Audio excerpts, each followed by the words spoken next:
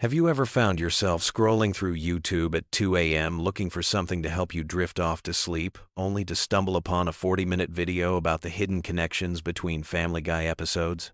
Well, you're not alone, and today we're diving deep into the surprisingly intricate world of Family Guy lore that has somehow become the internet's favorite bedtime story. From the mysterious timeline inconsistencies that have puzzled fans for decades, to the dark theories that lurk beneath Seth MacFarlane's seemingly random humor, we're about to explore why this animated sitcom has developed one of the most dedicated and analytical fan bases in television history. Picture this. It's Sunday night, you've got work tomorrow, but instead of getting some rest, you find yourself 3 hours into a rabbit hole about whether Stewie Griffin can actually time travel or if it's all in his imagination. Sound familiar?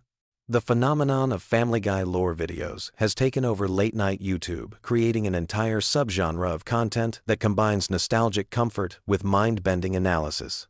These aren't just random observations either. We're talking about carefully crafted theories that connect episodes from different seasons, analyze character development arcs that span decades, and uncover Easter eggs that the writers probably forgot they even included.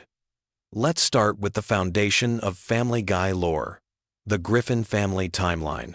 Now, you might think that a show about a talking baby and a dog with a novel would be pretty straightforward, but you'd be wrong.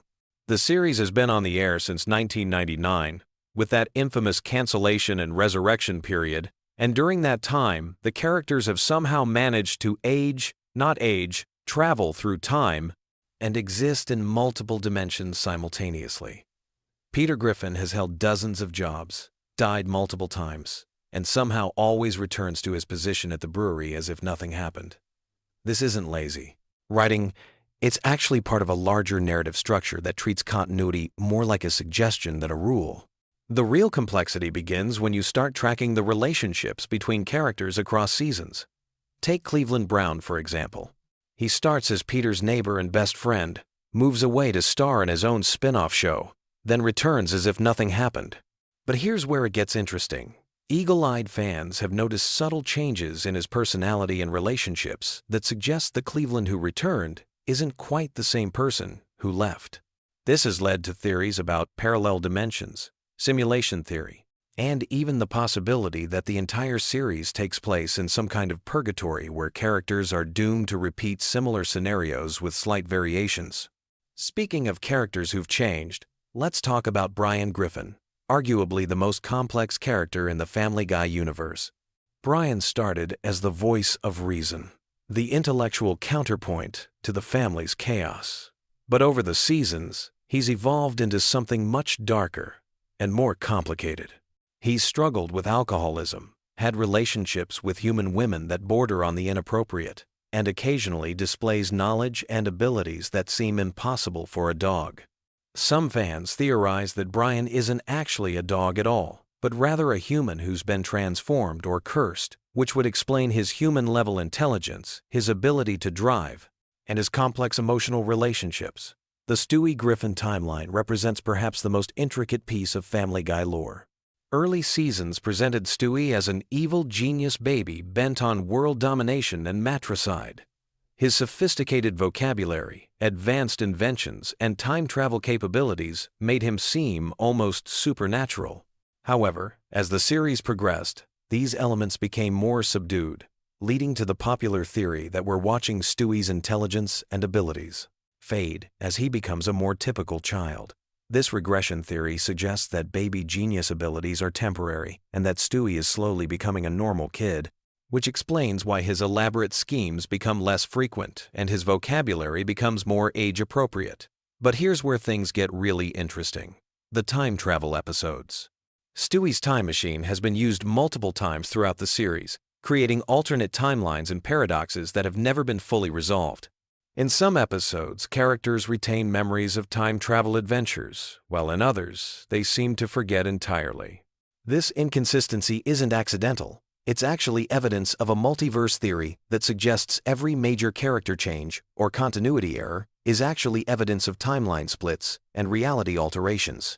The show's approach to death and resurrection adds another layer to the lore. Characters die and come back to life regularly, sometimes within the same episode, sometimes across seasons. Peter has been crushed, exploded, and dismembered, only to appear perfectly fine in the next scene. Brian was famously killed off and replaced, only to be brought back through time travel. These deaths aren't treated as permanent consequences, but rather as temporary inconveniences, suggesting that the Family Guy universe operates under different rules than our reality.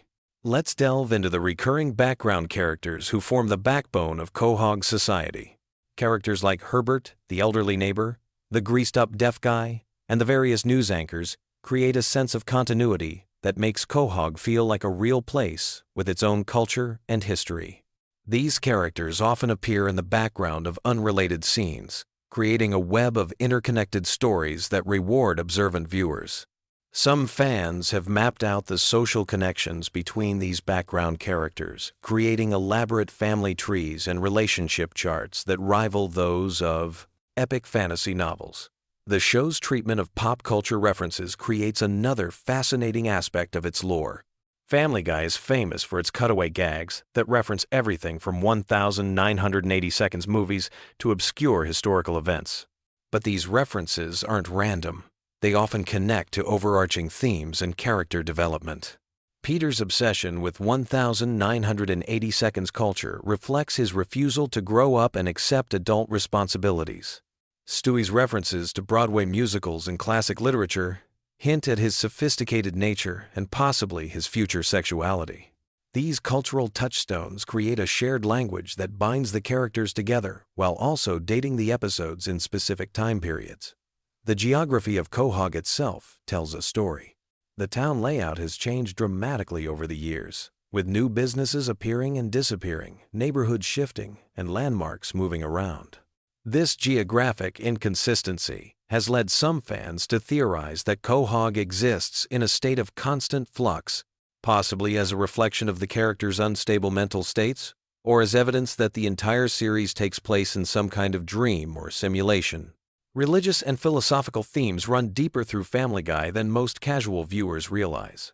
Peter's Catholic upbringing clashes with his hedonistic lifestyle, creating internal conflicts that occasionally surface in episodes dealing with morality and consequences. Lois's Protestant background and her complex relationship with her wealthy parents add layers of class and religious commentary that inform her character development. These spiritual elements aren't always played for laughs. They sometimes provide genuine insight into the character's motivations and fears.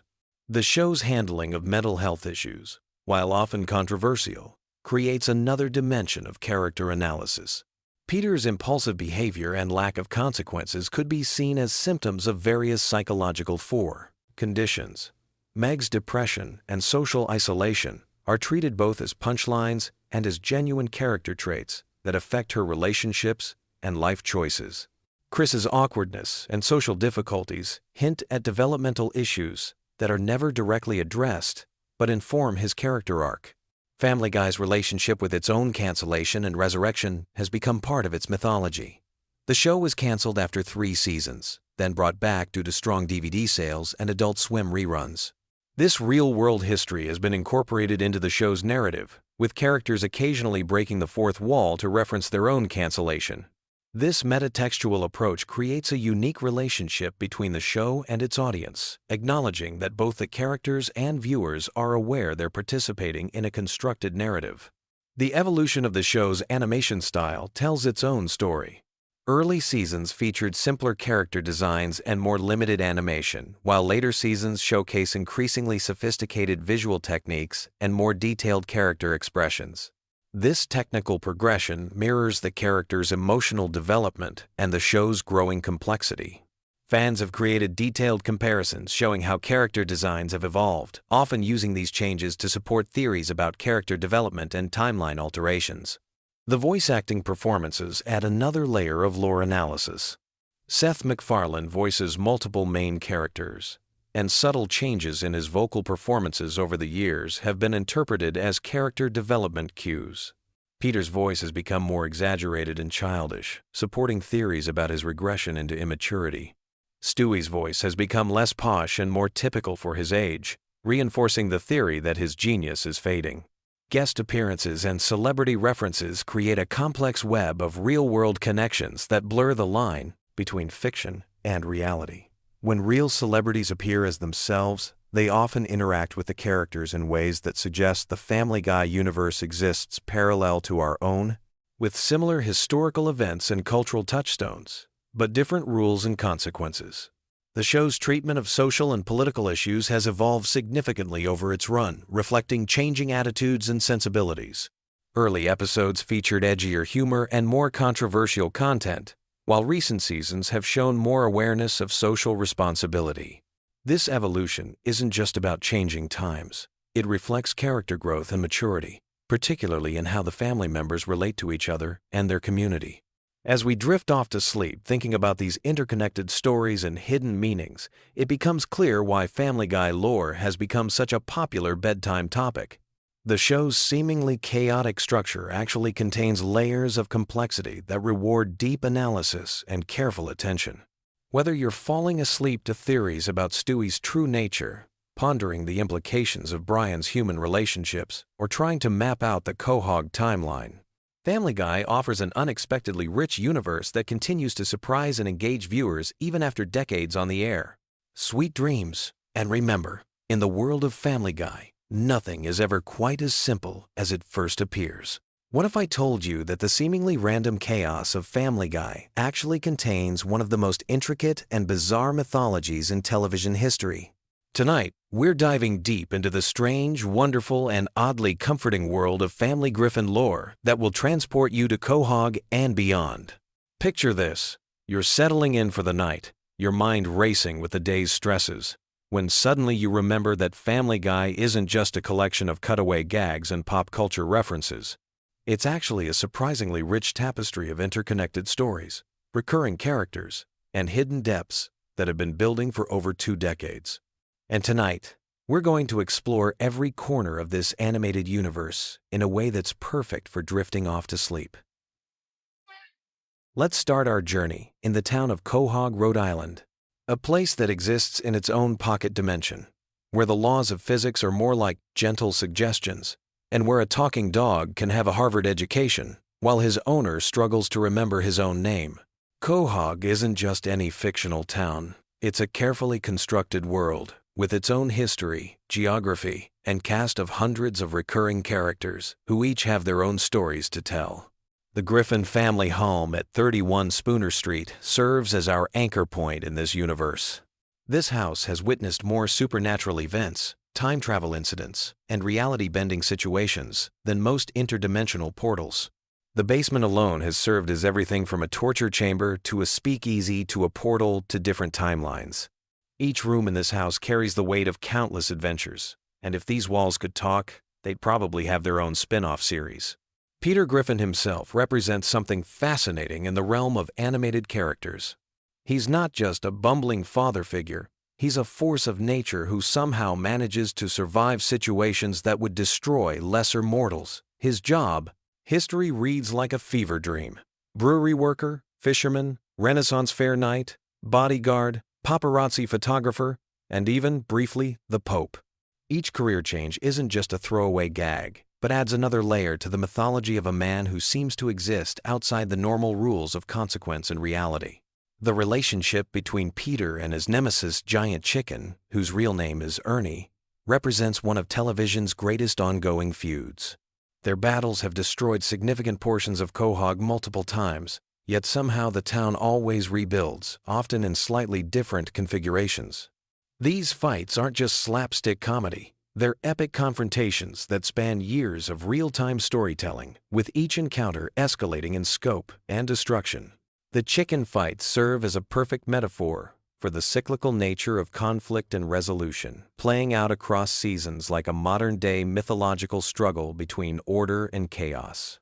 Stewie Griffin occupies a unique position in this universe as perhaps the most complex character in animated television. His journey from would-be matricidal infant to time-traveling genius to exploring his own identity represents character development that most live-action dramas would envy. Stewie's inventions have literally reshaped reality multiple times, from his time machine that creates alternate timelines to his weather control device, to his teleportation technology. He's essentially a godlike being trapped in the body of a 1-year-old, which creates an inherent tension that drives many of the show's most interesting storylines. The relationship between Stewie and Brian forms the emotional core of much of Family Guy's deeper mythology. Brian, the talking dog with a bachelor's degree from Brown University, serves as both Stewie's best friend and his philosophical sparring partner. Their adventures together have taken them through time, across dimensions, and into the deepest corners of human and canine experience. Brian's struggles with alcoholism, his failed writing career, and his complex romantic relationships provide grounding for a show that otherwise revels in absurdity. The time travel episodes alone could fill an entire doctoral thesis. The show has established multiple timeline theories.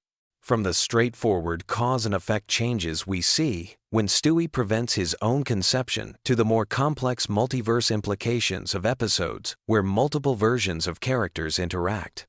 The time travel mythology suggests that every possible version of events exists simultaneously, which explains how characters can die and return, how major life changes can be undone, and how the show can maintain its status quo despite earth-shattering events.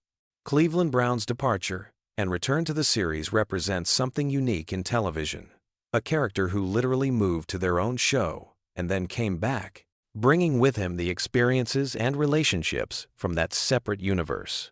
This creates a fascinating metatextual layer where the mythology of Family Guy expands to include the mythology of The Cleveland Show, creating an interconnected animated universe that predates many of the cinematic universes we see today.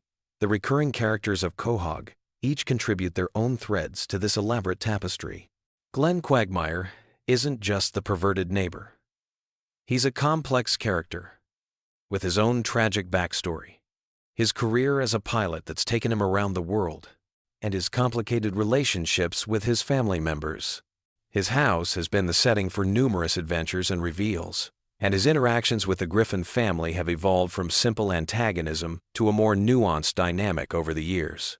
Joe Swanson represents resilience and determination in a universe that often seems cruel and arbitrary.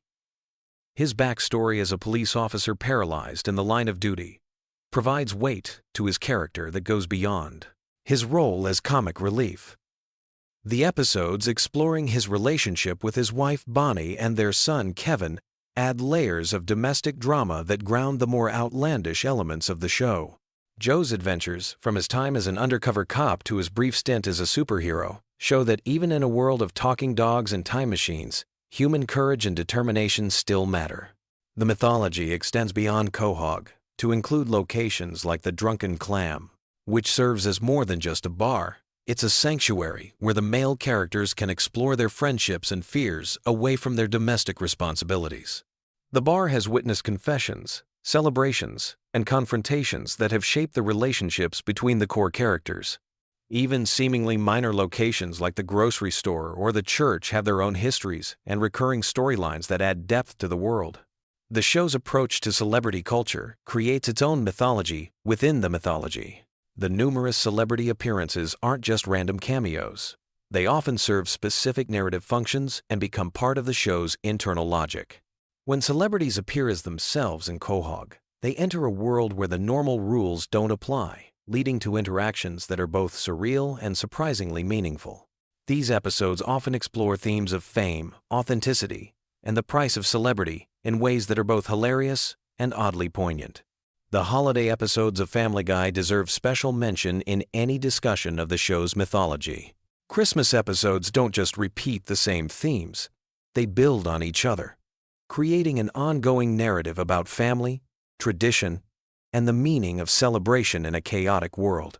The Halloween episodes explore different aspects of horror and the supernatural, often revealing hidden depths to characters we think we know completely. These seasonal episodes serve as anchor points in the show's timeline, providing structure to what might otherwise seem like random storytelling. The show's relationship with death is particularly fascinating from a mythological perspective. Characters die and return regularly, but these deaths aren't meaningless. They serve specific narrative purposes and often lead to character growth or revelation.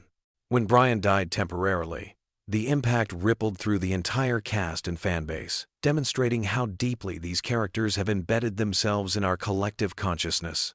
The fact that death isn't permanent in this universe doesn't make it less meaningful. It makes it a tool for exploring different aspects of loss, grief, and redemption. The musical episodes and sequences throughout the series create their own subset of mythology. From Stewie's elaborate musical numbers to Peter's various band formations, music serves as a way for characters to express emotions and ideas that might otherwise be difficult to convey. These musical moments often reveal hidden talents and desires, adding new dimensions to familiar characters. The songs themselves become part of the show's cultural impact, living on beyond their original episodes. The show's exploration of alternate versions of characters provides fascinating glimpses into different possibilities within the Family Guy universe. Evil versions, successful versions, and radically different versions of familiar characters show us that the people we know are just one possible outcome of countless variables. This multiverse approach allows the show to explore different aspects of personality and relationships while maintaining the core dynamics that make the show work. The animal characters beyond Brian add their own elements to the mythology. From Vinny, the dog who temporarily replaced Brian, to the various pets and creatures that have appeared throughout the series, each brings their own perspective on the human condition. These characters often serve as voices of reason or chaos, depending on what the story requires, and their interactions with the main cast reveal different aspects of the characters' personalities. The show's approach to education and intelligence creates interesting contradictions that add depth to the mythology. While Peter is often portrayed as unintelligent, he occasionally displays surprising knowledge or skills that suggest hidden depths. Lois's background in music and her various adventures show that she's much more than just a patient wife and mother. These moments of unexpected competence or knowledge add layers to characters that might otherwise seem one-dimensional. The recurring gags and references throughout the series create their own mythology of inside jokes and shared experiences. The chicken fights, the various ways characters fall and hurt their knees, and the countless cutaway gags all contribute to a shared language that longtime viewers understand implicitly. These elements create a sense of community among fans and add richness to the viewing experience that rewards attention and memory. The show's treatment of technology and progress reflects our own changing relationship with innovation and change. From Stewie's advanced inventions to the family's struggles with new gadgets and social media, Family Guy chronicles our collective journey through the digital age. The technology in the show often serves as a catalyst for character development or plot advancement, showing how tools and toys can reveal hidden aspects of personality and relationships. As we reach the end of our journey through Family Guy's hidden mythology, it becomes clear that this seemingly simple cartoon has created something much more complex and enduring than its surface-level humor might suggest. The world of Quahog and its inhabitants represents a unique achievement in animated storytelling. See, a universe where anything can happen, but where the core relationships and emotions remain recognizably human. The comfort we find in Family Guy's chaos comes from its consistency within inconsistency. While the plots may be unpredictable and the situations absurd, the characters remain true to their essential natures, creating a reliable foundation beneath all the mayhem. This balance between surprise and familiarity makes it perfect viewing for those moments when we need something engaging enough to occupy our minds, but comfortable enough to help us relax. Tonight, as you drift off to sleep, let your mind wander through the streets of Quahog, where talking dogs debate philosophy, babies build time machines, and ordinary families navigate extraordinary circumstances with humor and heart.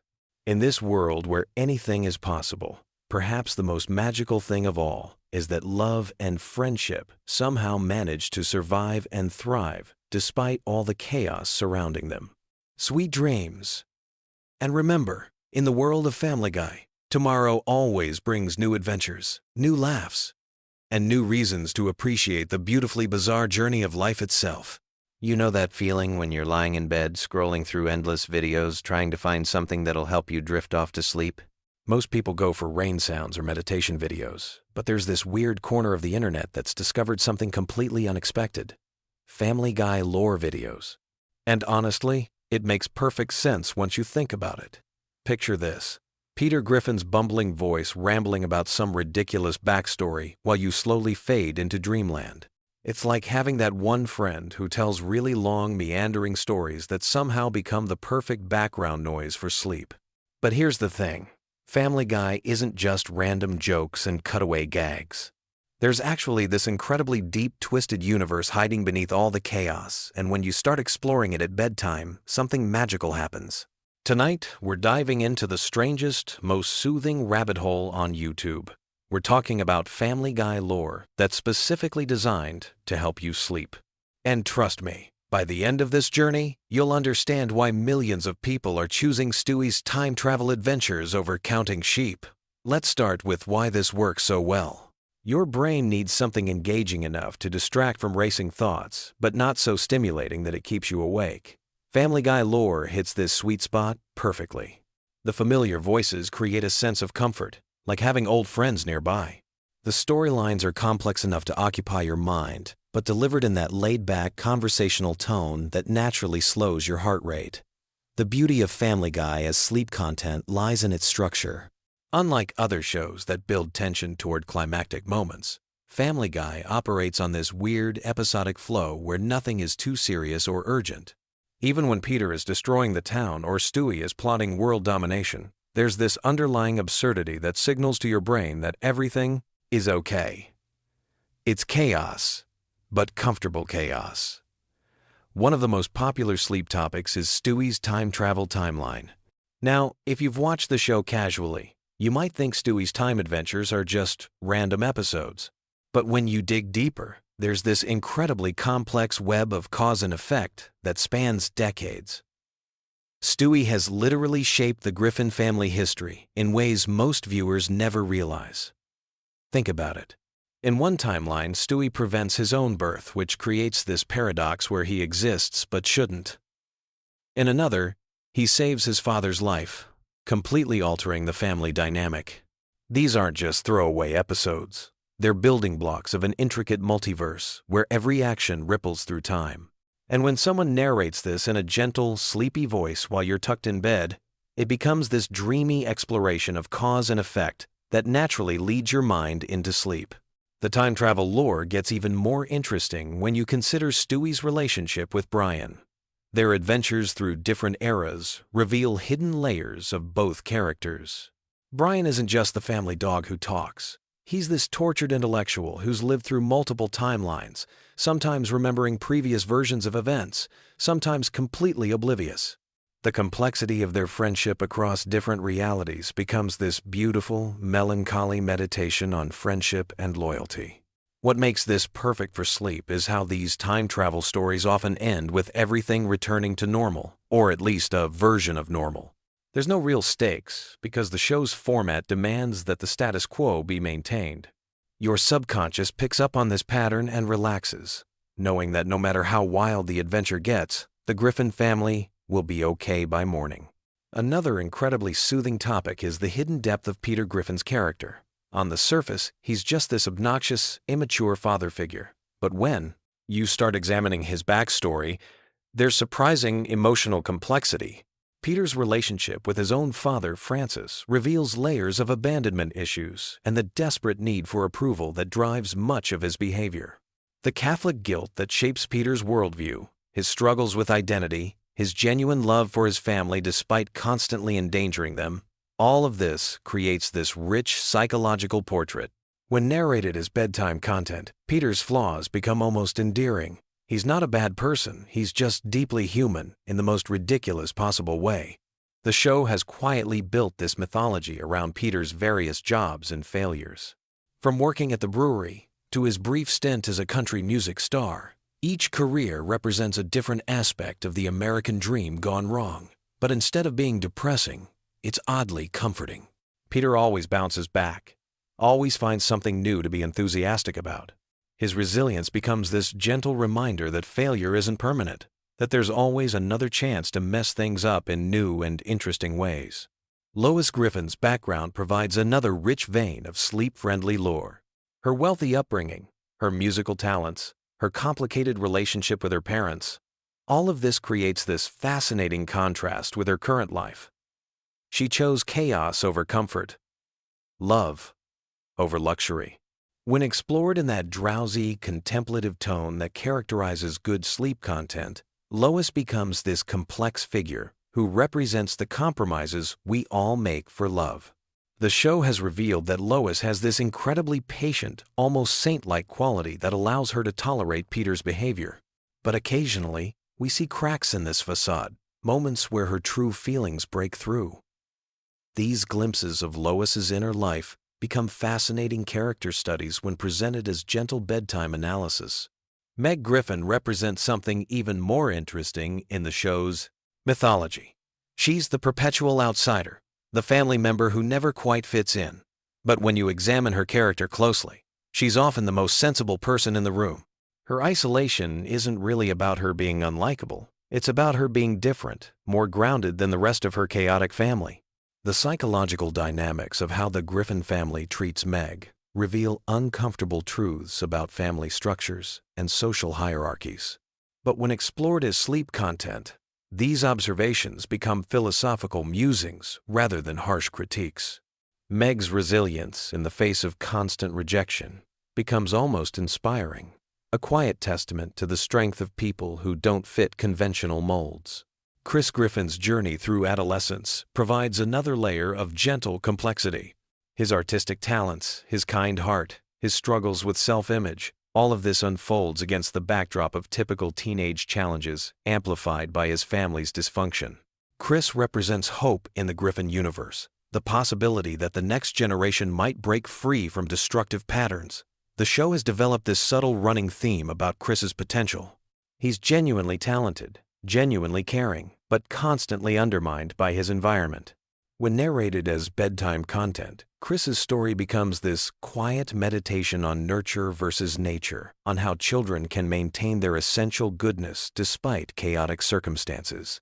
Brian Griffin deserves special attention because he's arguably the most complex character in the entire series.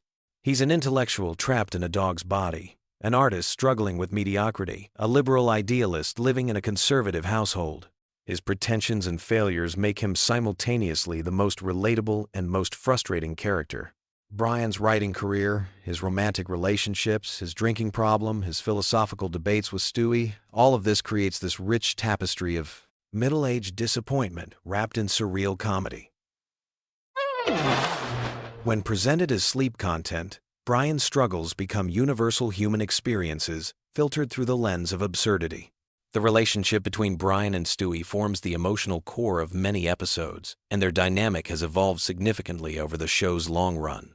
Early episodes portrayed them as adversaries, but they've developed into this unusual friendship between two intellectuals who understand each other's isolation within the Griffin household.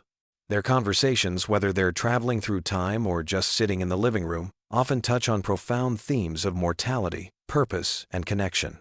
When these moments are compiled and narrated as bedtime content, they become these surprisingly deep philosophical discussions that naturally lead the mind toward contemplative rest.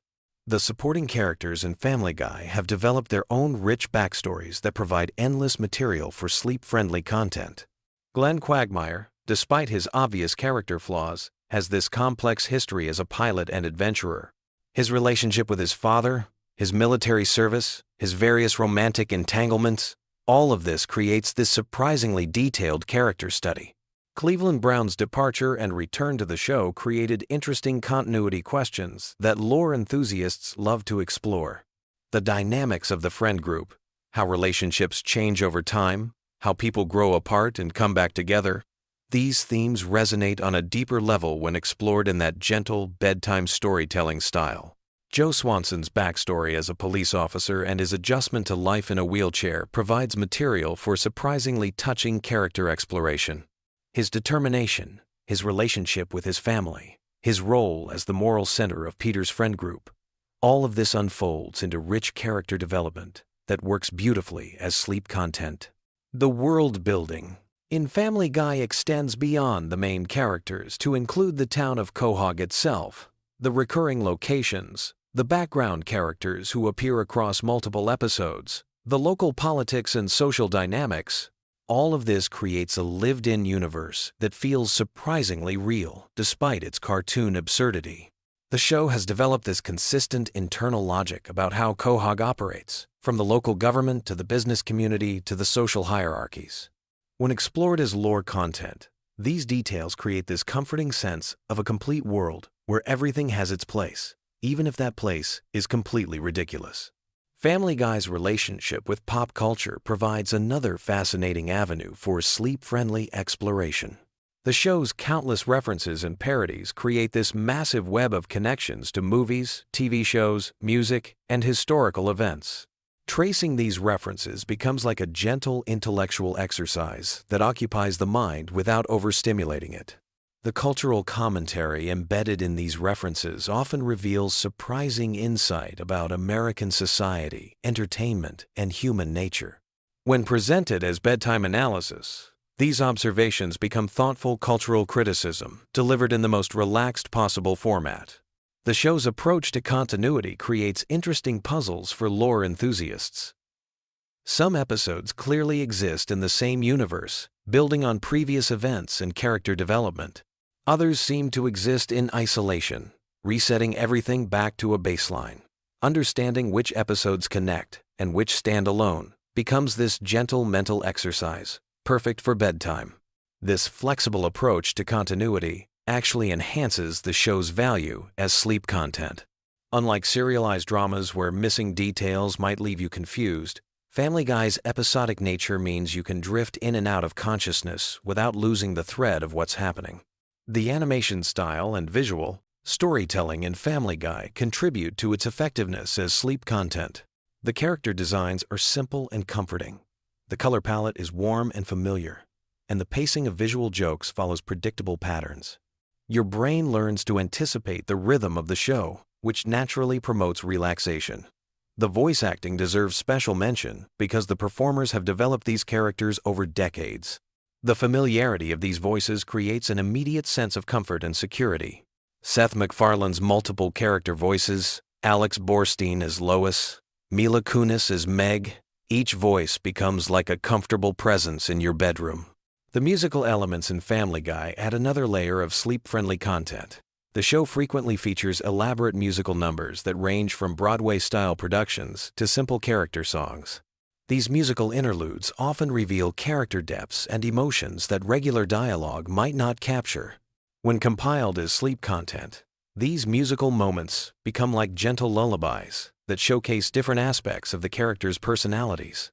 Conway's witty performances, Stewie's show tunes, Peter's various musical adventures, all of this creates a diverse soundtrack for drifting off to sleep. The show's exploration of family dynamics provides universal themes that resonate regardless of the absurd context. The Griffin family, despite their dysfunction, genuinely cares about each other. Their conflicts and reconciliations follow familiar patterns that most viewers can relate to from their own family experiences. When examined as bedtime content, these family relationships become comforting reminders of the complexity and resilience of human connections. Even when Peter does something incredibly selfish or Stewie plots against his mother, the underlying love and loyalty always reassert themselves. The meta-humor in Family Guy creates another interesting layer for lore exploration. The show frequently acknowledges its own existence as a television program, breaking the fourth wall and commenting on its own production. These moments create this playful relationship between the show and its audience that enhances its value as comfort viewing. Understanding the real-world context behind certain episodes and jokes adds depth to the viewing experience without requiring intense concentration. The show's commentary on television, animation, and entertainment industry becomes gentle insider knowledge that enhances appreciation without demanding active analysis. The evolution of Family Guy over its many seasons provides rich material for comparative analysis. Early episodes had different character dynamics, different humor styles, and different production values. Tracing how the show has changed and developed becomes like following the growth of old friends. This long-term perspective on the series creates a sense of history and continuity that enhances its comfort value. You're not just watching random episodes. You're participating in this ongoing story that has unfolded over decades of real time. The fan community around Family Guy has developed its own theories and interpretations that add layers of meaning to seemingly simple episodes. These fan theories become part of the show's extended lore, creating additional content for exploration and discussion. When presented as bedtime content, these fan interpretations and theories become like bedtime stories shared among friends. They're speculative and playful rather than definitive, which makes them perfect for that drowsy state between wakefulness and sleep. The cultural impact of Family Guy extends beyond entertainment into social commentary and cultural criticism. The show has influenced animation, humor, and television production in measurable ways. Understanding this broader impact adds depth to individual episodes without requiring intense focus. This cultural context becomes another gentle layer of analysis that enhances the viewing experience. You're not just watching cartoons, you're experiencing a significant piece of contemporary American culture that has shaped entertainment and comedy. The merchandising and spin-off content around Family Guy creates additional universe expansion that lore enthusiasts love to explore. Video games, books, merchandise, and related media all contribute to the overall Griffin family mythology. These extensions of the core show become like supplementary reading that enhances understanding without being essential. They're bonus content that rewards dedicated fans while remaining accessible to casual viewers. So there you have it. The surprisingly deep and genuinely soothing world of Family Guy lore designed specifically for sleep. What started as a simple animated comedy has evolved into this rich, complex universe filled with character development, cultural commentary, and surprisingly profound themes about family, friendship, and human nature. The next time you're lying awake at 3 a.m, scrolling through endless content options, remember that sometimes the most unexpected choices make the best bedtime companions. Peter Griffin's chaotic adventures and Stewie's time travel paradoxes might just be exactly what your brain needs to finally relax and drift off into peaceful sleep. Sweet dreams. And remember, in the multiverse of Family Guy, everything always works out in the end, which is exactly the kind of reassurance we all need before closing our eyes for the night.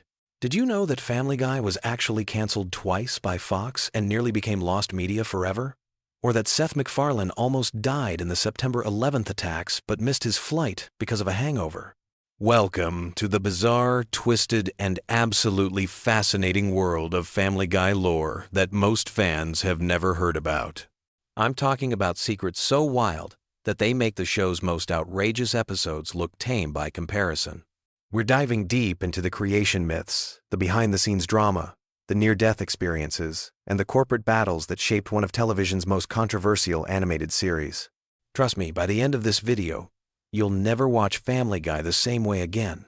Let's start with something that will blow your mind.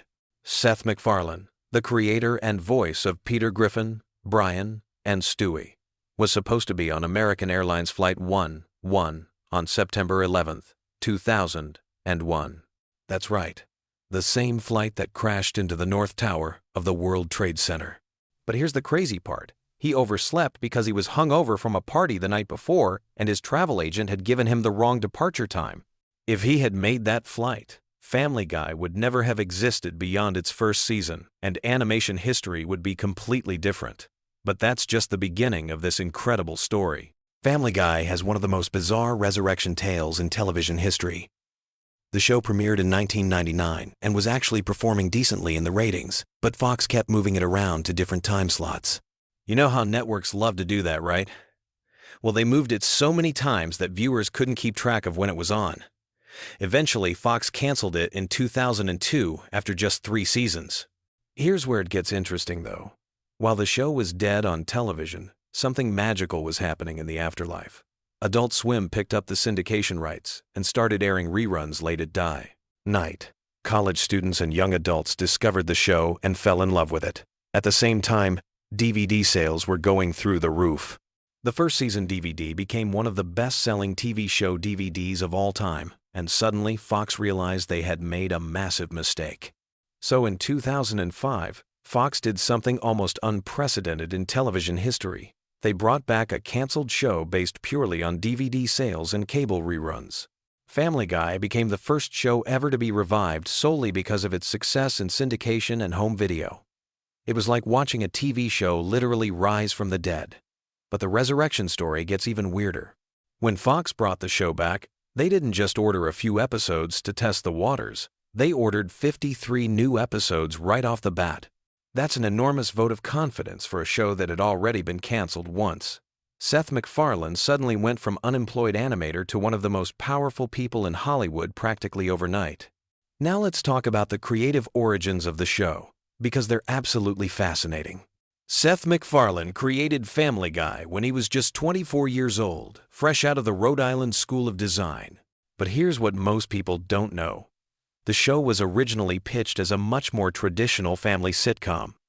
The early concepts were way more grounded and realistic than what we ended up with. The character of Peter Griffin was originally going to be much more like a typical TV dad, still bumbling and overweight, but not the complete psychopath we know and love today. Stewie wasn't even going to be particularly smart or evil in the original concept. He was just going to be a regular baby with maybe slightly advanced vocabulary. Brian was going to be a normal dog who occasionally made witty observations but wasn't going to be a full conversation partner for the family. What changed everything was Seth MacFarlane's love of old Hollywood and classic animation.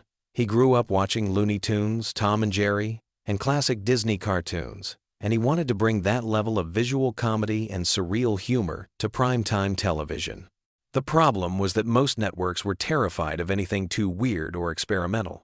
Fox, however, was in a unique position in the late 90s. The Simpsons had proven that animated shows could work in prime time, but Fox was still considered the edgy, rebellious network. They were willing to take risks that ABC, CBS, and NBC would never consider. So when Seth pitched his cartoon about a dysfunctional family in Rhode Island, Fox was intrigued enough to order a pilot. The pilot episode is actually incredibly different from the show we know today. The animation style was cruder, the jokes were more straightforward, and the characters hadn't yet developed their extreme personalities. If you watch that original pilot, you can barely recognize it as the same show. It's like looking at baby photos of a celebrity. You can kind of see the resemblance, but it's clearly a work in progress. One of the most fascinating aspects of Family Guy's development is how the characters evolved over time. Take Stewie, for example. In the early seasons, he was genuinely trying to kill Lois and take over the world. His evil schemes were the driving force behind many episodes. But as the show went on, the writers realized that Stewie was funnier when he was dealing with more relatable problems, like sexuality, relationships, and growing up. This evolution wasn't accidental. It reflected Seth MacFarlane's own growth as a writer and person. When he created Stewie, MacFarlane was a young, single guy who thought evil baby plots were hilarious. But as he got older and more experienced, he realized that character-driven comedy was more sustainable than pure shock value. The same thing happened with Brian. Originally, he was just the voice of reason in the Griffin household, the one sane character who could comment on everyone else's craziness. But over time, the writers started exploring Brian's flaws and insecurities, turning him into one of the most complex characters on television. His pretentiousness, his failed writing career, his drinking problem, all of these traits developed organically as the show matured. Speaking of character development, let's talk about some of the inspiration behind the Griffin family. Peter Griffin was actually based on a security guard that Seth MacFarlane worked with during a summer job. The guy was loud, obnoxious, and completely inappropriate, but somehow lovable at the same time. MacFarlane found himself fascinated by how someone could be so offensive, yet still maintain friendships and a family. Lois was inspired by MacFarlane's own mother, but also by the classic TV mom archetype. The twist was making her come from a wealthy family, which allowed the writers to explore themes of class and privilege. It also gave them an excuse to put the Griffins in situations they normally couldn't afford, like fancy parties and expensive vacations. The supporting characters have equally interesting origins. Glenn Quagmire was originally supposed to be a minor character who appeared in maybe 1 or 2 episodes, but Seth MacFarlane's voice performance was so distinctive and memorable that the writers kept bringing him back. The giggity giggity catchphrase wasn't even scripted. MacFarlane improvised it during recording, and everyone thought it was so funny that they made it Quagmire's signature sound. Cleveland Brown started as a simple background character, but MacFarlane realized that having a calm, reasonable neighbor made Peter's craziness even funnier by contrast. The character became so popular that he eventually got his own spin-off show, though that's a whole other story of corporate politics and creative struggles. One of the most controversial aspects of Family Guy is its use of cutaway gags, those random flashbacks that have nothing to do with the main plot. Some critics hate them, calling them lazy writing and cheap laughs. But here's the thing. Those cutaways were actually inspired by some of the most sophisticated comedy ever created.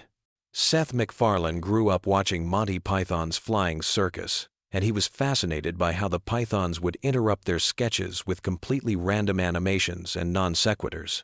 He also loved the Marx Brothers movies, where the plot would screech to a halt for a musical number or a bizarre comedy bit that had nothing to do with anything else. The cutaway gags serve a specific purpose in Family Guy's comedy structure. They allow the writers to do jokes that would be impossible within the constraints of a normal sitcom plot. Want to make fun of a celebrity or reference an obscure movie?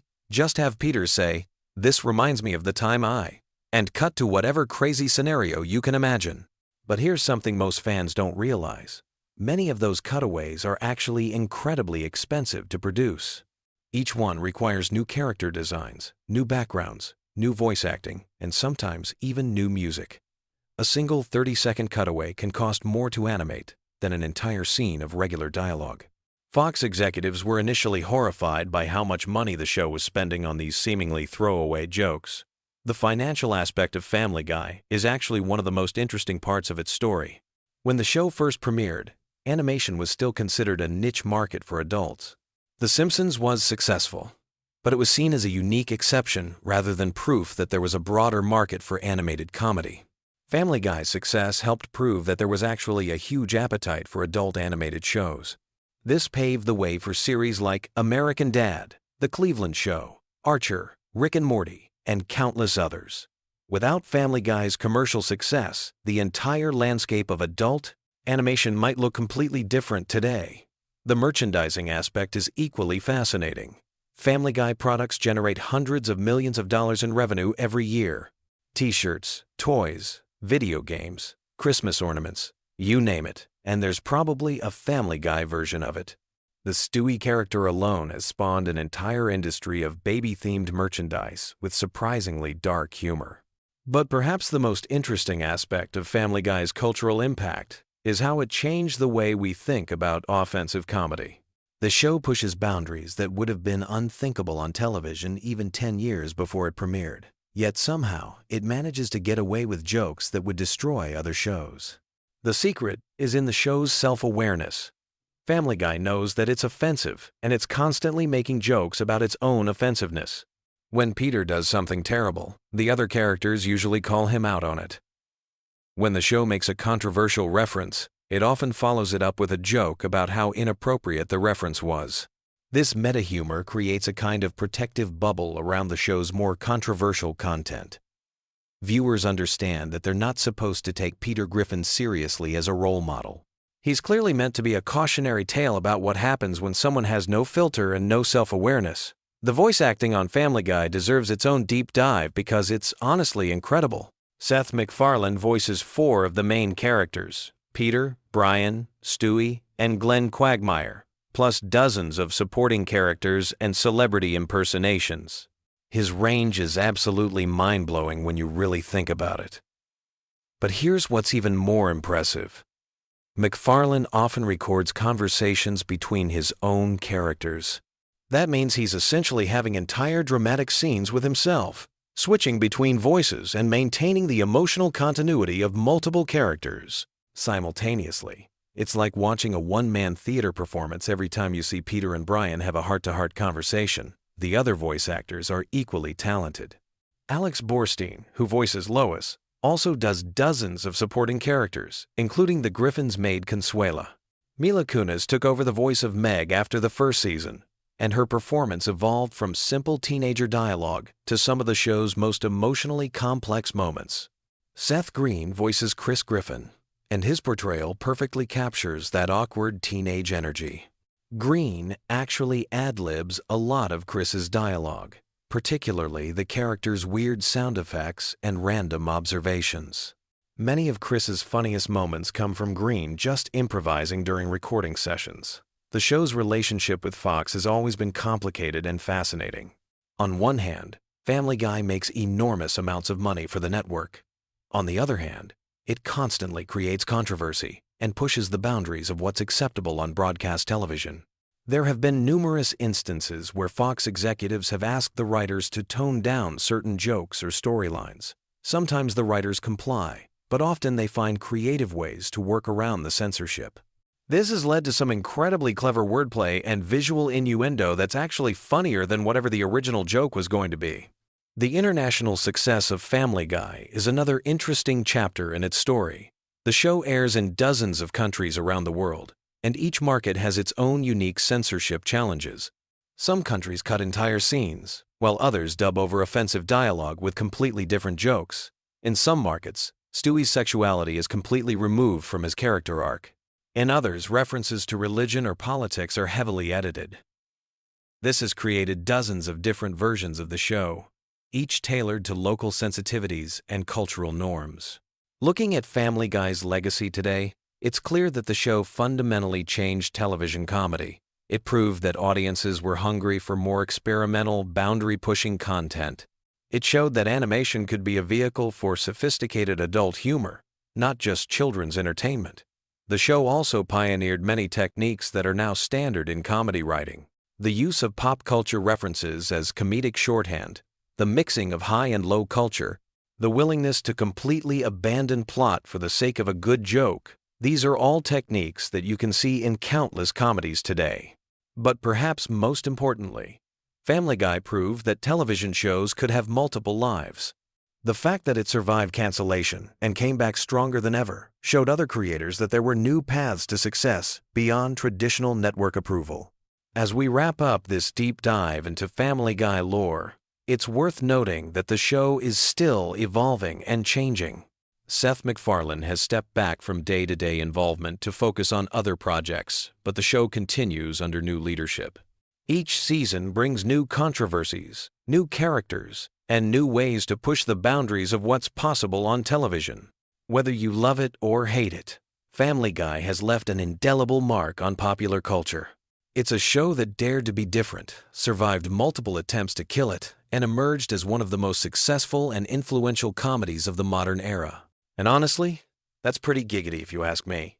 Have you ever wondered about the fascinating dynamics that shape families throughout history? Tonight, as you settle into your bedtime routine, let me share some captivating insights about how family patterns repeat across generations, creating an intricate web of inherited traits, behaviors, and destinies that might just help you drift off into peaceful slumber. Family structures have always been complex tapestries, woven with threads of genetics, environment, and circumstance. Consider how certain characteristics seem to flow like rivers through family lines, creating patterns that emerge generation after generation. These inherited traits aren't just physical features, like eye color or height, but can include personality quirks, talents, and even behavioral tendencies that create a unique family signature. The concept of generational influence runs deeper than most people realize. When we examine family trees, we often discover that certain professions, interests, or life choices appear repeatedly across different generations. A family might produce multiple musicians, teachers, or entrepreneurs, not just through conscious choice, but through a combination of genetic predisposition, shared values, and environmental factors that create natural pathways for similar expressions of human potential. Birth order plays a fascinating role in shaping family dynamics. Firstborn children often develop leadership qualities and feel responsibility for their younger siblings, while middle children frequently become skilled negotiators and peacekeepers. The youngest children in families tend to be more creative and risk-taking, having learned to find unique ways to capture attention and carve out their own identity within the family structure. Family traditions serve as invisible threads that bind generations together across time. These rituals, whether simple bedtime stories, holiday celebrations, or annual camping trips, create shared memories, that become part of the family's collective identity. Even seemingly minor traditions like Sunday morning pancakes or evening walks can have profound psychological impacts, providing stability and continuity that children carry forward into their own families. The role of family nicknames reveals interesting patterns about relationships and hierarchies within family units. Often, these pet names originate from childhood moments or personality traits, but they can persist for decades, sometimes becoming more commonly used than actual given names. These linguistic markers create intimate bonds, while also establishing informal family roles and expectations. Consider the phenomenon of family talents that seem to skip generations. A grandparent's artistic ability might lay dormant in their children, only to resurface dramatically in grandchildren who never received formal training but somehow possess intuitive skills. This genetic memory suggests that our family heritage carries forward capabilities that can emerge unexpectedly, creating surprising connections across time. Family communication patterns often mirror broader cultural values and historical contexts. Some families maintain formal, hierarchical communication styles passed down from previous generations, while others adopt more casual, egalitarian approaches. These patterns influence how family members express emotions, resolve conflicts, and show affection, creating distinct family cultures that can persist for generations. The geographic movements of families create interesting stories of adaptation and change. When families migrate, whether across countries or just to different neighborhoods, they face decisions about which traditions to maintain and which to modify. This process of cultural negotiation often reveals the most essential elements of family identity as members unconsciously choose which practices are too important to abandon. Family financial attitudes demonstrate remarkable consistency across generations. Families that experienced economic hardship often pass down frugal spending habits and strong work ethics, while families with consistent prosperity might emphasize different values around money and success. These economic philosophies become embedded in family culture, influencing career choices and life priorities for decades. The evolution of family roles over time reflects broader social changes while maintaining certain consistent patterns. Traditional gender roles within families have shifted significantly, yet many families still maintain informal divisions of labor and responsibility that echo historical patterns. Understanding these shifts helps us appreciate how families serve as bridges between past and present social norms. Family conflict resolution styles often become inherited patterns that influence how future generations handle disagreements. Some families emphasize direct confrontation and heated discussion, believing that airing grievances leads to stronger relationships. Others prioritize harmony and indirect communication, viewing conflict as something to be minimized rather than engaged. These approaches shape children's expectations about relationships throughout their lives. The role of family storytelling in preserving history cannot be overstated. Every family has its collection of stories about ancestors, significant events, and character-defining moments. These narratives serve multiple purposes. They preserve important information, reinforce family values, and create a sense of belonging to something larger than individual experience. The way these stories are told and retold shapes family identity. Family eating habits and food traditions reveal deep cultural connections and emotional bonds. Certain recipes become treasured family heirlooms, passed down with specific techniques and accompanying stories. The social dynamics around family meals, from formal dining protocols to casual kitchen conversations, establish patterns of gathering and sharing that influence social skills and relationship expectations. Educational values within families create powerful legacies that influence multiple generations. Some families prioritize formal academic achievement, creating environments where intellectual curiosity and scholarly success are highly valued. Others emphasize practical skills and hands-on learning, believing that real-world experience provides the best education. These educational philosophies shape career paths and life choices across generations. Family attitudes toward risk and adventure demonstrate interesting patterns of inheritance and rebellion. Conservative families might produce generations of careful planners and cautious decision-makers, while more adventurous families encourage risk-taking and exploration. Sometimes these patterns reverse, with risk-averse parents producing adventurous children as a form of generational rebellion or balance. The concept of family loyalty manifests in various ways across different family structures. Some families maintain strong expectations of mutual support and collective decision-making, while others prioritize individual autonomy and self-reliance. These loyalty patterns influence everything from career choices to marriage decisions, as family members navigate between personal desires and family expectations. Family creative expressions often create unexpected connections across generations. A love of music, visual arts, writing, or craftsmanship can emerge in various family members, sometimes connecting distant relatives who share artistic sensibilities. These creative threads create special bonds and often become sources of family pride and identity. The role of family pets in shaping household dynamics deserves special attention. Animals often become integral family members, teaching children about responsibility, empathy, and loss. The way families choose, care for, and remember their pets reveals important values about nurturing, commitment, and the circle of life. Family travel patterns and attitudes toward exploration influence worldview development across generations. Some families prioritize exposure to different cultures and experiences, believing that travel broadens perspective and builds character. Others focus on deep connections to local communities and familiar environments, emphasizing the importance of roots and stability. The management of family secrets and sensitive information creates complex dynamics that can influence relationships for generations. How families handle difficult topics like addiction, mental health issues, financial problems, or relationship conflicts establishes patterns of openness or secrecy that affect trust and communication across multiple generations. Family celebration styles reflect deeper values about community, tradition, and joy. Some families create elaborate celebrations for birthdays, holidays, and achievements, believing that marking special occasions strengthens bonds and creates positive memories. Others prefer quiet, intimate acknowledgments, focusing on personal meaning rather than external display. The role of extended family members like grandparents, aunts, uncles, and cousins in providing alternative perspectives and relationships cannot be overlooked. These connections often provide children with different models of adult behavior and alternative sources of support, enriching the family experience and providing backup systems during difficult times. Family decision-making processes reveal important patterns about authority, consensus building, and individual voice within family structures.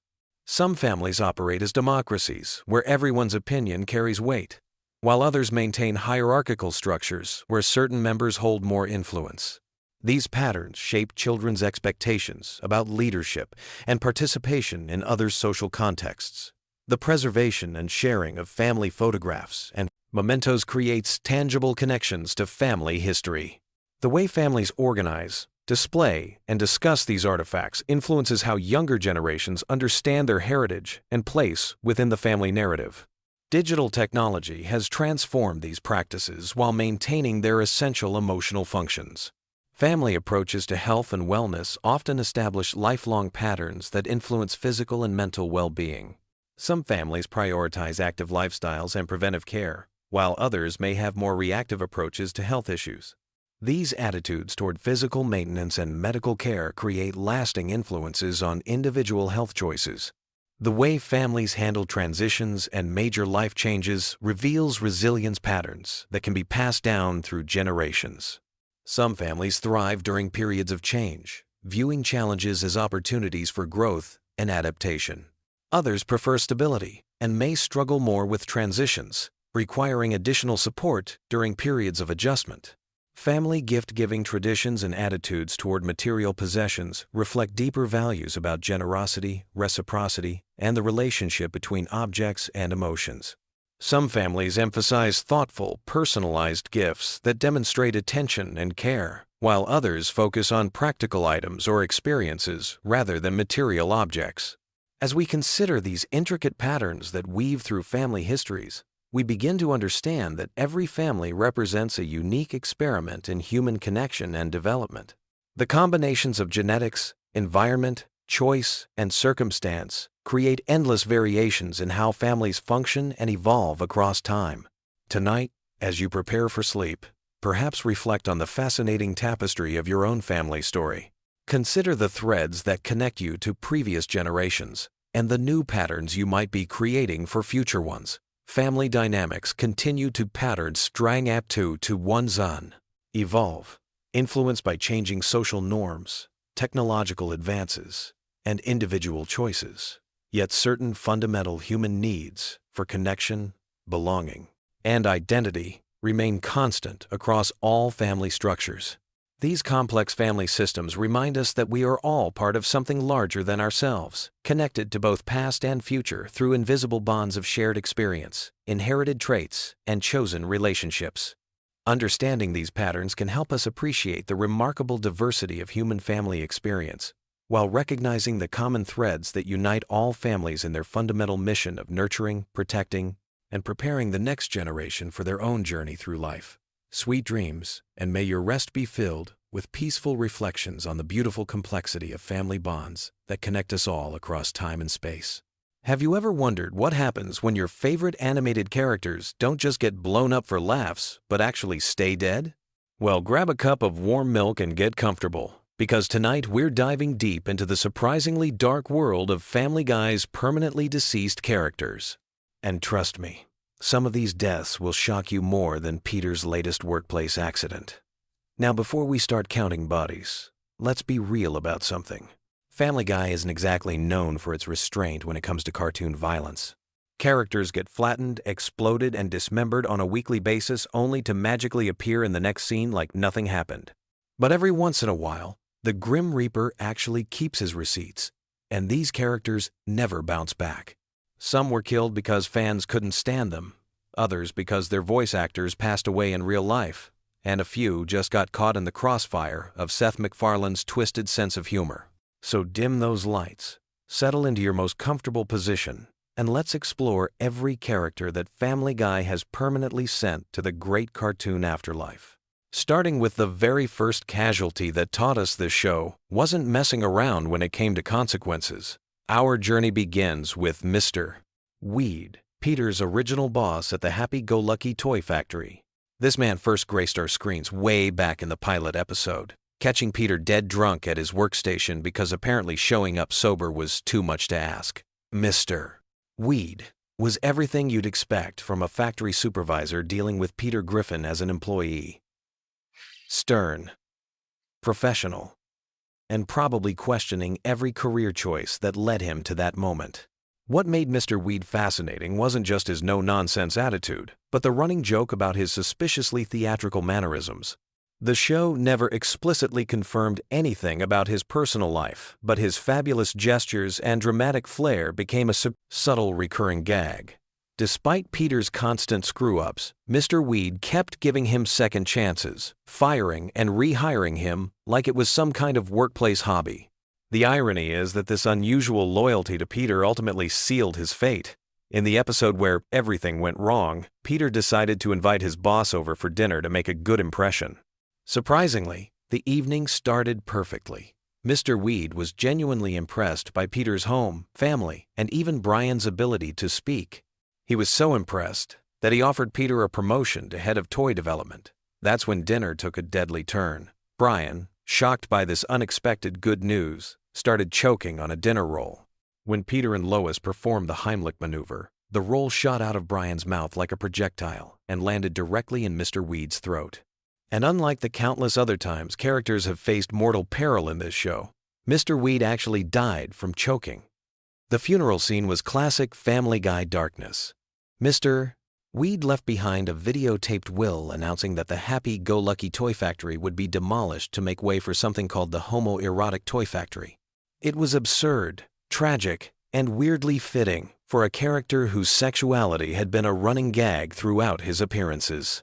Moving from workplace fatalities to relationship drama, let's talk about Loretta Brown, Cleveland's ex-wife, who met her end in a way that perfectly summarized her entire character arc. Loretta was everything Cleveland wasn't. Where he was calm and soft-spoken, she was loud, demanding, and took no prisoners when it came to getting what she wanted. Their marriage started cracking when Quagmire's infamous inability to control himself led to an affair. During a fishing trip, a fish accidentally landed on Loretta's chest, and she took it as some kind of cosmic sign to sleep with the guy who caught it. Classic Family Guy logic, really. When Peter and Brian discovered this affair, they recognized Quagmire by his distinctive tattoo, leading to the most awkward revelation scene in television history. Cleveland's reaction to learning about the betrayal was so pathetically calm that it almost hurt to watch. Instead of rage or dramatic confrontation, he just apologized and accepted being kicked out of his own home. It wasn't until Peter and Lois called him out for being too passive that Cleveland finally found his spine and went after Quagmire. After their divorce was finalized, Loretta lived alone in a house on the hill, which sounds poetic until you remember this is Family Guy, and nothing stays peaceful for long. Her death came during one of Peter's elaborate pranks that somehow always managed to destroy Cleveland's property. This time, instead of Cleveland surviving the chaos like usual, Loretta got caught in the destruction and was crushed by falling debris. The reason behind Loretta's permanent exit was actually practical rather than narrative. Her voice actress, Alex Borstein, who also voices Lois, found Loretta's gravelly voice too difficult and painful to perform. Rather than recast the character, the writers decided to kill her off permanently, which honestly feels like the most Family Guy solution possible. Speaking of deaths that came out of nowhere, Horace's demise was particularly heartbreaking for fans of the Drunken Clam. This guy had been serving drinks to Peter, Quagmire, Joe, and Cleveland since the early seasons, surviving multiple near-death experiences that should have killed any normal bartender. He'd been shot, knocked unconscious, and even survived a fire, leading viewers to believe he was practically immortal. His luck finally ran out during a softball game between the Drunken Clam and Goldman's Pharmacy. Jerome, brought in as a ringer for Mort's team, was at bat when Horace tried to strike him out. Instead of a strikeout, Horace got struck down permanently. The episode revealed his death so casually that it almost felt cruel. But that's exactly the kind of dark humor Family Guy specializes in. The aftermath was even more devastating.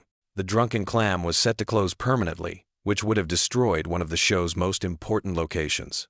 Peter tried everything to save the bar, but it was Jerome himself, the man who accidentally killed Horace, who stepped up to buy the establishment and keep it running. It was a surprisingly touching resolution to a tragic situation. Now let's talk about Peter's father, or at least the man he thought was his father for most of his life. Francis Griffin was the embodiment of strict Irish Catholic values, taken to an uncomfortable extreme. His dislike of Lois simply because she was Protestant created constant family tension, and his general disappointment in Peter was palpable in every scene they shared. When Francis retired and moved in with the Griffin family, he transformed their home into what looked like a Catholic gift shop explosion. Crucifixes appeared in every room. Religious imagery covered the walls, and the atmosphere became so oppressive that Peter actually convinced the Pope to visit and talk some sense into his father. The fact that Francis accused the Pope of going soft tells you everything you need to know about his personality. Francis met his end during Meg's birthday party, which was already going poorly because Peter was, as usual, being a complete embarrassment. While attempting one of his signature stupid stunts, Peter accidentally caused an accident that put Francis in the hospital. On his deathbed, Francis had some final words for his son that were both cruel and oddly accurate. He called Peter a fat, stinking drunk, which honestly wasn't wrong, but the timing made it particularly harsh. The revelation that Francis wasn't even Peter's biological father came during therapy sessions afterward. Peter discovered his real father was an Irishman named Mickey McFinnigan, who only accepted Peter after he proved himself in a drinking contest. It was a twisted validation of everything Francis had criticized about Peter's character. Peter's mother, Thelma Griffin, also received the permanent death treatment, though her passing was handled with less dramatic flair. She died of a stroke at the beginning of an episode that quickly shifted focus to Peter getting involved with an older woman, which was weird timing even by Family Guy standards. Thelma had always been a complex character, technically nicer than Francis, but carrying her own set of serious problems. She was a smoker, gambler, and alcoholic who had created several traumatic childhood memories for Peter through her neglectful and sometimes abusive behavior. Her habit of dropping bombshells on Peter whenever she visited made every appearance feel like an emotional landmine. The most shocking revelation came when Peter needed his birth certificate and discovered he wasn't born in America but in Mexico. Thelma had gone there to terminate her pregnancy after learning Peter's real father was an Irish drunk, but changed her mind after giving birth and smuggled baby Peter back to the United States. She then married Francis to give Peter a father figure, creating the lie that lasted Peter's entire childhood. Moving into the realm of characters that almost nobody mourned, Doug's death was announced so casually that it felt like an afterthought. This preschool rival of Stewie's had been a thorn in the baby's side for multiple episodes, representing everything Stewie hated about other children his age. Their rivalry started over playground politics and escalated into full-scale warfare, complete with campaign strategies and political maneuvering when Doug ran unopposed for snack captain. Stewie's terror at the thought of Doug gaining any kind of political experience, even at the preschool level, led to some of the show's most absurd storylines involving toddler espionage and election fraud. The episode ended with Stewie wearing the snack captain hat and casually mentioning that Doug had died in a commuter plane crash that morning. The matter-of-fact delivery and complete lack of emotional response from anyone made it clear that Doug's death was meant to be darkly comedic rather than tragic. Fans were actually relieved to see the annoying character permanently removed from the show. Bertram's death was far more dramatic and tied into one of Family Guy's most science fiction-heavy storylines. As Stewie's artificially conceived half-brother, Bertram represented a legitimate threat to Stewie's intellectual supremacy and served as his most formidable opponent throughout multiple episodes. Their first encounter inside Peter's reproductive system established them as equals in terms of intelligence and ruthlessness. After forming a temporary alliance based on their mutual hatred of Lois, the two babies eventually turned on each other in a conflict that escalated beyond playground politics into actual warfare involving time travel and assassination attempts. Bertram's master plan involved traveling back in time to eliminate one of Stewie's ancestors, Leonardo da Vinci, thereby erasing Stewie from existence entirely. The fact that he actually succeeded in killing da Vinci showed just how dangerous and competent Bertram could be when properly motivated. However, Stewie proved to be the superior strategist by tracking Bertram down through time and ending their rivalry permanently. The execution scene, where Stewie asks Bertram about his favorite bottled water before killing him, demonstrated the cold calculation that made Stewie such a compelling character. Unlike Doug's casual disposal, Bertram's death felt earned through multiple episodes of build-up and character development. The double murder episode stands out as one of Family Guy's most ambitious attempts at sustained storytelling across a full episode length. The mystery dinner party format allowed the writers to eliminate multiple characters while providing entertainment value through the whodunit structure. Muriel Goldman's death during this episode felt particularly cruel because she had never been anything more than a background character who happened to be in the wrong place at the wrong time. As Mort's wife, she was essentially a female version of his neurotic personality, which made their relationship believable but didn't give her much individual characterization.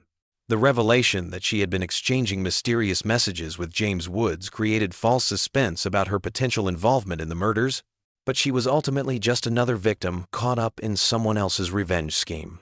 Her funeral scene showed how little impact she had made on the community, with even her husband and son seeming relatively unaffected by her death.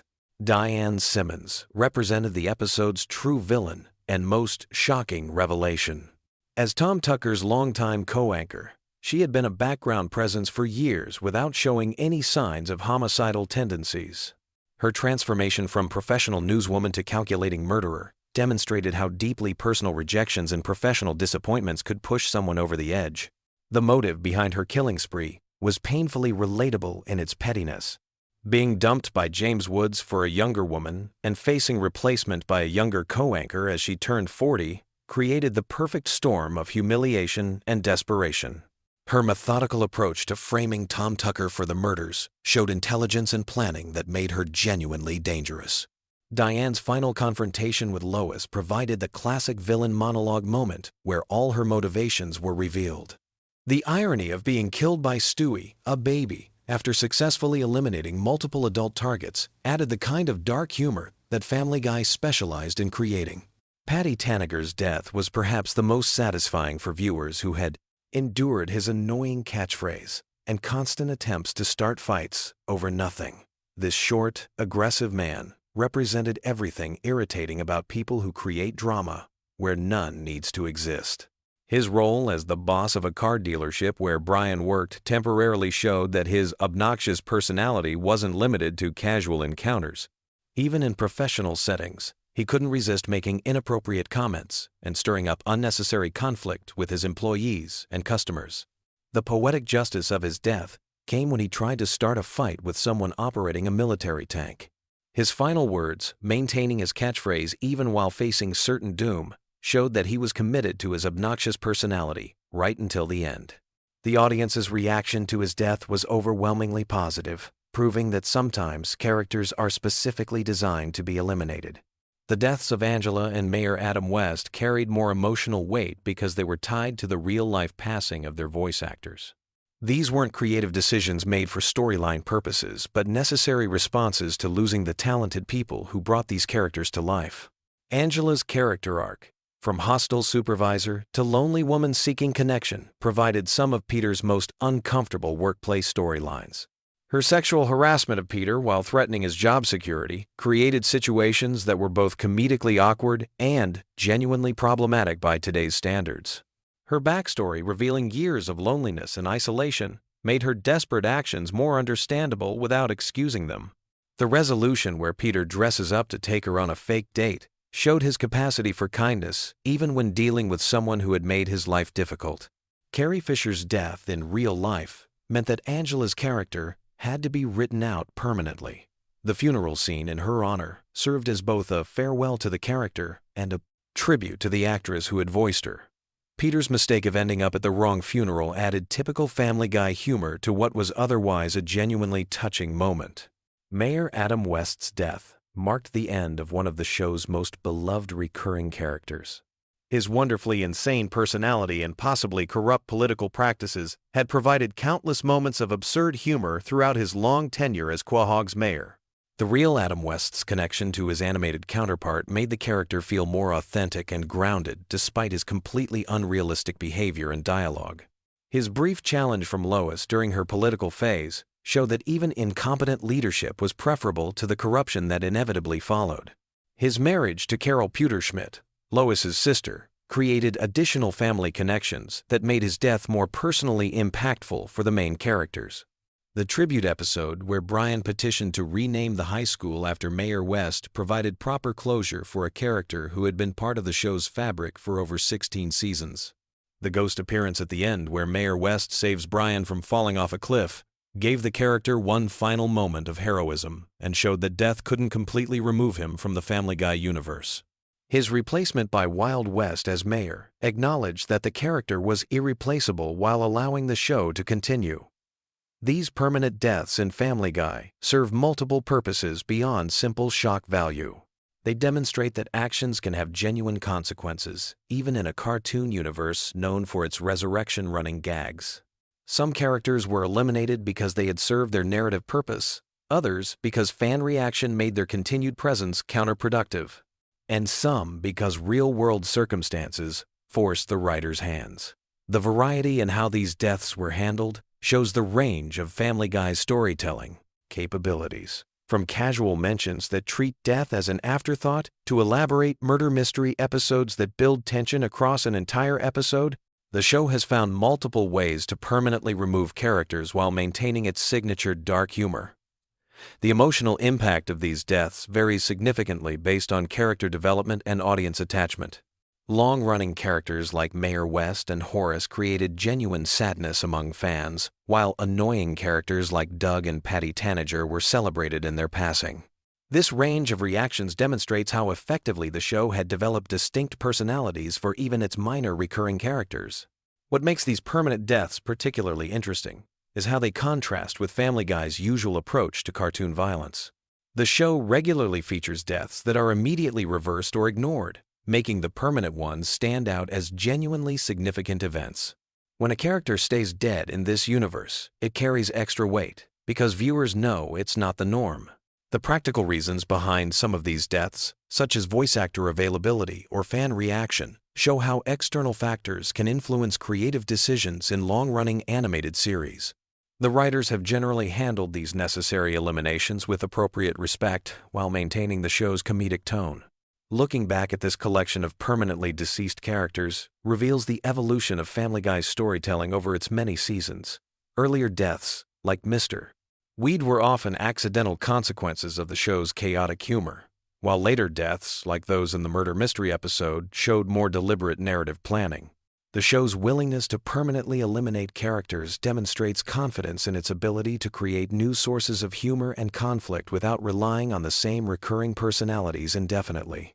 This creative flexibility has helped Family Guy maintain freshness across its extended run, while still honoring the contributions of departed characters.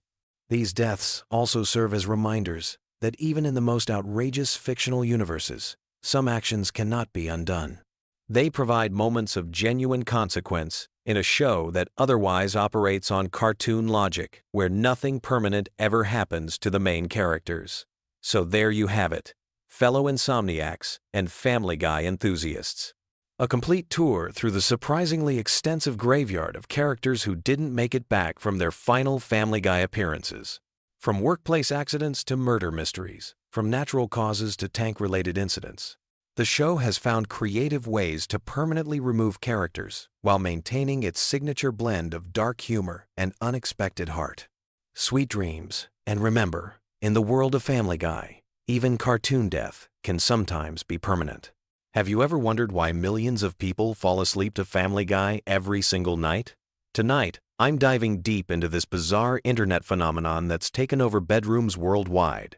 We're talking about random Family Guy episodes specifically curated for sleep, and trust me, by the end of this video, you'll understand exactly why this animated chaos has become the ultimate sleep soundtrack for an entire generation.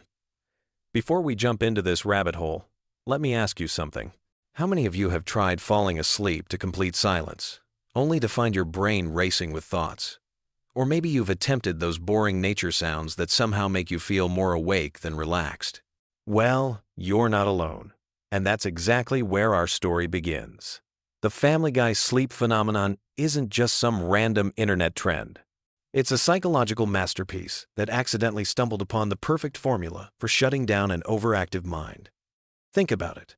When you're lying in bed, trying to fall asleep, what's your biggest enemy? Your own thoughts. Your brain wants to replay every embarrassing moment from middle school, plan tomorrow's meetings, or suddenly solve world hunger. But Family Guy? It gives your mind something familiar yet unpredictable to focus on, creating the perfect distraction cocktail. Let me paint you a picture of how this whole thing works. You're scrolling through YouTube at midnight, exhausted but somehow still wired. You stumble across a video titled Family Guy Random Episodes No Ads Perfect for Sleep, with like 3 million views. You click it, thinking you'll watch for maybe 10 minutes. Next thing you know, you're waking up 8 hours later with your phone battery dead and Peter Griffin's voice somehow embedded in your dreams. The genius of Family Guy as sleep content lies in its complete unpredictability, wrapped in comfortable familiarity. You've probably seen most episodes before, so there's no pressure to follow. Along with complex plot lines, your brain can just drift along with the familiar voices and random cutaway gags without feeling like it's missing something important. It's like having background conversation at a party where you don't need to participate, but the noise keeps your mind occupied enough to relax. Now, let's talk about why random episodes work better than watching the show normally. When you're actively watching Family Guy during the day, you're engaged with the jokes, the storylines, and the visual gags. But when it's sleep time, you need something that provides just enough stimulation to quiet your thoughts without keeping you awake. Random episodes create this perfect sweet spot because there's no narrative continuity to follow. Your brain doesn't have to work to connect plot points or remember character developments. It can just float along with whatever chaos is happening on screen. The audio quality of these sleep compilations is crucial too. Most creators who make Family Guy sleep content understand that the volume needs to be just right. Not so loud that sudden outbursts wake you up, but not so quiet that you're straining to hear. They often remove the louder musical segments and focus on dialogue-heavy scenes. It's like they've accidentally created the perfect white noise machine, except instead of ocean sounds, it's Stewie plotting world domination. Here's something fascinating about the psychology behind this phenomenon. Sleep researchers have found that consistent, familiar sounds can actually improve sleep quality by masking disruptive noises and giving the brain something predictable to tune out. Family Guy provides this consistency through its familiar character voices and recurring joke structures, while the randomness prevents your brain from getting too invested in following along. The comment sections on these videos are absolutely incredible. You'll find thousands of people sharing their sleep stories, talking about how they've been falling asleep to the same episodes for years, or how they can identify exactly which episode they fell asleep to based on what they remember hearing. There's this whole community of people who've basically turned Family Guy into their personal sleep medication, and they're all supporting each other's weird sleep habits. What's really interesting is how this has evolved beyond just Family Guy. You'll find similar content for shows like The Simpsons, South Park, and even The Office. But Family Guy seems to have the perfect storm of elements that make it ideal for sleep content. The show's humor doesn't rely heavily on visual gags, so you're not missing much with your eyes closed. The characters have distinct, recognizable voices that create a comforting audio landscape, and the show's episodic nature means you can jump in anywhere without feeling lost. The creators of these sleep compilations have become masters of their craft. They know exactly which episodes work best, which scenes to include or skip, and how to balance the audio levels for optimal sleep induction. Some even create custom transitions between episodes to eliminate jarring cuts that might wake viewers up. It's like they're running a sophisticated sleep laboratory, except their test subjects are millions of insomniacs scrolling YouTube at 2 in the morning. Let's dive into the science behind why this actually works. When you're trying to fall asleep, your brain goes through different stages of consciousness. During the transition from wakefulness to sleep, your mind is particularly susceptible to intrusive thoughts and anxiety. Having familiar, low-stakes audio content provides what sleep experts call cognitive load distribution. Essentially, you're giving your brain something harmless to process, instead of letting it spiral into worry or excitement. The repetitive nature of Family Guy's humor structure also plays a role. The show follows predictable patterns: setup, punchline, cutaway, gag, back to story. This rhythm becomes almost hypnotic when you're in a relaxed state. Your brain starts to anticipate these patterns, which can actually trigger the relaxation response and help transition you into deeper sleep stages. But here's where it gets really interesting. Many people report having the weirdest, most vivid dreams when they fall asleep to Family Guy. This makes sense from a neuroscience perspective. During REM sleep, your brain is still processing auditory information, and the random, surreal content from the show can influence your dream narratives. People describe dreams where they're hanging out with the Griffin family or experiencing bizarre adventures that feel like extended Family Guy cutaway gags. The social aspect of this phenomenon can't be ignored either.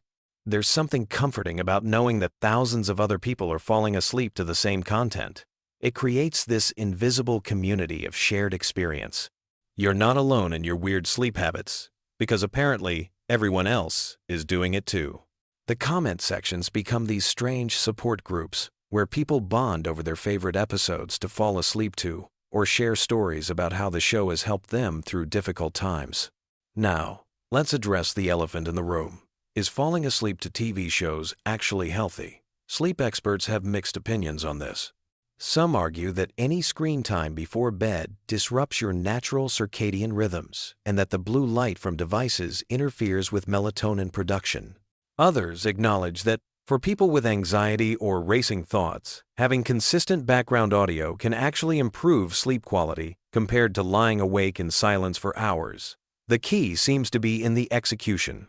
The most successful Family Guy sleep content creators understand the importance of audio-only engagement.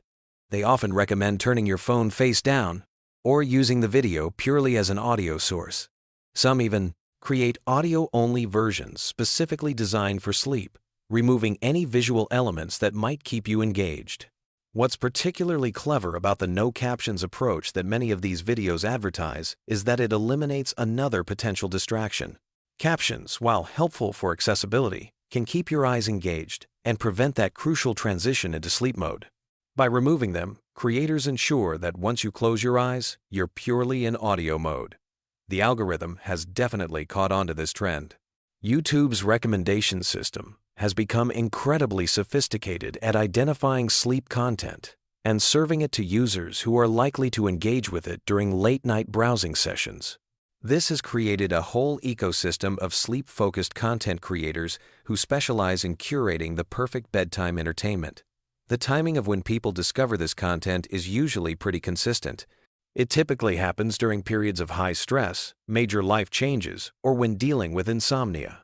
College students preparing for finals, people going through breakups, individuals dealing with work stress, or anyone experiencing major life transitions often find themselves searching for ways to quiet their minds at bedtime.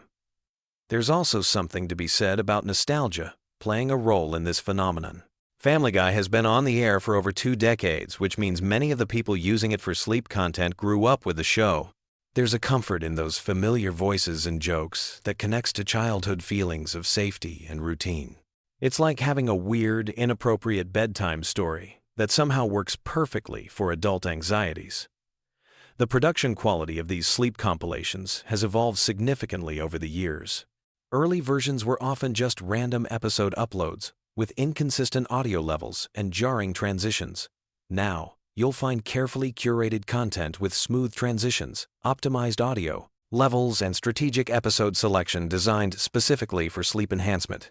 Some creators even remove the most jarring sound effects or explosive moments that might disrupt sleep. What's fascinating is how this has influenced the broader landscape of sleep content on YouTube. You'll now find entire channels dedicated to creating sleep-friendly versions of popular shows, and the techniques pioneered by Family Guy sleep content creators have been adopted across different types of media. The success of this format has proven that there's a massive audience for familiar, low-stakes entertainment designed specifically for bedtime consumption. The psychological comfort provided by these videos extends beyond just the audio content. Many users report that having the video running creates a sense of presence, like they're not alone in their bedroom. This can be particularly helpful for people who live alone or are dealing with anxiety about being by themselves at night. The familiar characters become like imaginary roommates, providing background chatter. As we wrap up this deep dive into the world of Family Guy sleep content, it's clear that this phenomenon represents something much bigger than just a weird internet trend. It's a collective solution to a modern problem that millions of people face every night. In our hyper-connected, always-on world, our brains often struggle to shut down when it's time for sleep. These carefully curated random episodes provide exactly what many people need: a familiar, comforting, and just engaging enough audio landscape to help transition from the chaos of daily life into peaceful sleep.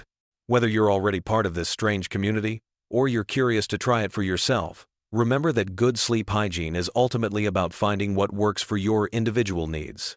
For millions of people, that apparently involves falling asleep to the dysfunctional antics of the Griffin family. And honestly, in a world full of sleeping problems, that seems perfectly reasonable to me.